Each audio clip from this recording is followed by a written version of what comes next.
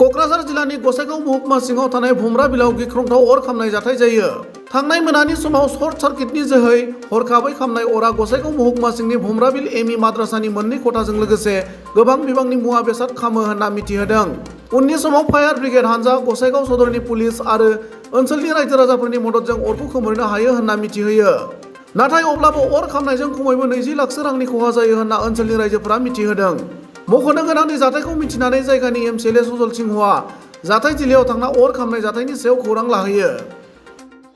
Actually যে আমাৰ যিটো ভংগাবিল হাইস্কুল, এই হাইস্কুলত তাৰমানে এম মাদ্ৰাছা মানে আমি এই স্কুলৰ লগত মই নিজক জড়িত কৰি ৰাখিছোঁ, আহিছোঁ বহুতবাৰ।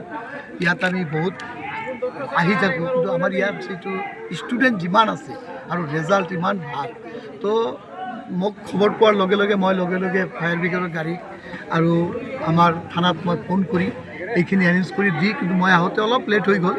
তো আহি পালোঁ, কিন্তু যিখিনি আমাৰ ক্ষয় ক্ষতি হ'ল, তো মই ইমানখিনি কৈছোঁ যে আমাৰ শিক্ষকসকল ছাৰসকলক যে যিমানখিনি চৰকাৰী ফালৰ পৰা আমি হেল্প কৰিব লাগে কৰি দিম।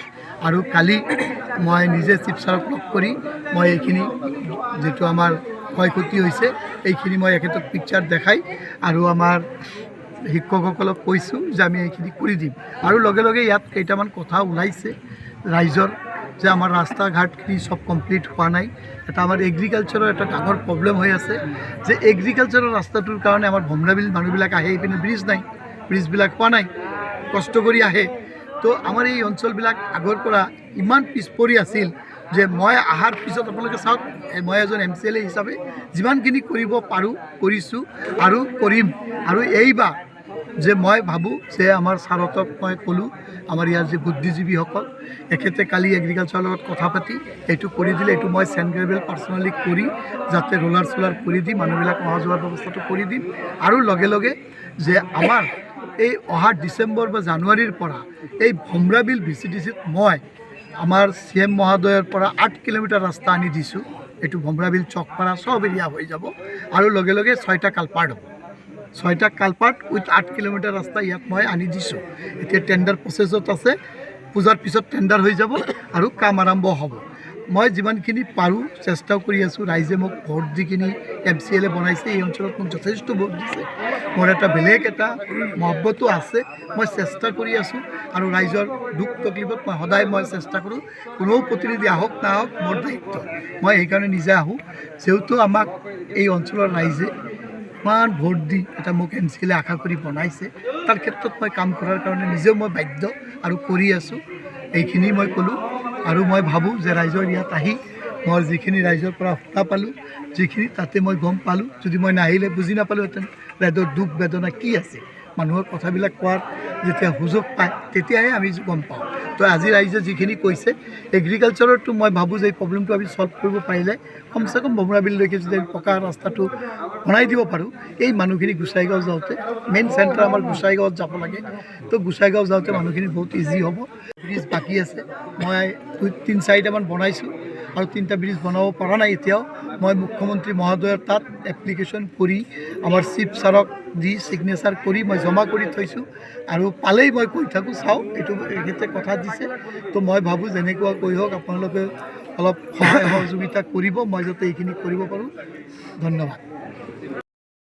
আৰু মিডিয়া পাৰ্চনক ধন্যবাদ যাচিছোঁ। আমাৰ ভমৰাবিল এমই মাদ্ৰাছাত আজি অনুমান 8:30 বজামানত কাৰেণ্টৰ শ্বৰ্ট চাৰ্কিট হৈ পেলাই জুই মানে লাগি যায় আৰু 2টা কোঠালি সম্পূৰ্ণৰূপে ভস্মীভূত হয়। চেয়াৰ, ডেস্ক, বেঞ্চ আৰু চিলিং সব মানে শেষ হৈ গৈছে। এইখিনিত অনুমানিক 20 লক্ষ টকামান ক্ষয় ক্ষতি হোৱা বুলি মই অনুমান কৰোঁ। আৰু এই ক্ষেত্ৰত আমাৰ অসম চৰকাৰ যাতে দৃষ্টি দিয়ে, যাতে অনতিপলমে ঘৰখন মেৰামতি কৰাৰ কাৰণে চৰকাৰে ব্যৱস্থাখন কৰি দিয়ে, তাৰ কাৰণে চৰকাৰক মানে টানি অনুৰোধ কৰিছোঁ। আৰু আমাৰ নেশ্যনেল হাইৱেৰ পৰা 3 কিলোমিটাৰমান ভিতৰ ফালে হয়, কিন্তু ৰাস্তা ঘাট ইমান নাই। 3খন দলং আছে, সেয়াও একেবাৰে কাঠৰ দলং, পুৰণি হৈ গ'ল। মানে এই ৰাস্তা ঘাট নথকাৰ কাৰণে আজি ফায়াৰ ব্ৰিগেড আহিবলৈ বহুত পলম হ'ল। বিশেষকৈ আমাৰ ওচৰতে থকা তেলিপাৰা এগ্ৰিকালচাৰেল ৰিচাৰ্চ যিটো তাৰ মাজেদি সোমাজেদি যিটো ৰাস্তা আহিছে আমাৰ ভোমৰাবিললৈ, সেইখন ৰাস্তাৰ অৱস্থা একেবাৰে দুৰৱস্থা। পানীত হাত আচৰা অৱস্থা, যাবই নোৱাৰি। অথচ আমাৰ পশ্চিম অসমৰ এটা ইউনিভাৰ্চিটি আছে, এগ্ৰিকালচাৰেল ইউনিভাৰ্চিটি আছে, সেইখিনিৰ ভিতৰেদি আমাৰ এই ভোমৰাবিল অঞ্চলৰ কমেও 5,000-ৰ পৰা 6-7,000 মানুহ দৈনন্দিন যাতায়াত কৰিব লগা হয় আৰু এই জীয়াতুখিনি ভুগিব লগা হয়। আৰু এই ৰাস্তাখিনি বেয়া থকাৰ কাৰণে আজি ফায়াৰ ব্ৰিগেড আহোঁতে 8:30 জুই লাগিছে, আমাৰ ফায়াৰ ব্ৰিগেড আহি পাইছে 10 বজাত। যি ঠাইৰ পৰা আমি খোজকাঢ়ি আহিলোঁ আধা ঘণ্টা নালাগে, সেই ঠাইত গাড়ীৰে আহিবলৈ 1.5-2 ঘণ্টা সময় লাগি গ'ল। আৰু এইখিনি পলম হোৱাৰ কাৰণে আজি 2টা কোঠালি সম্পূৰ্ণৰূপে ভস্মীভূত হৈ গ'ল। ধন্যবাদ।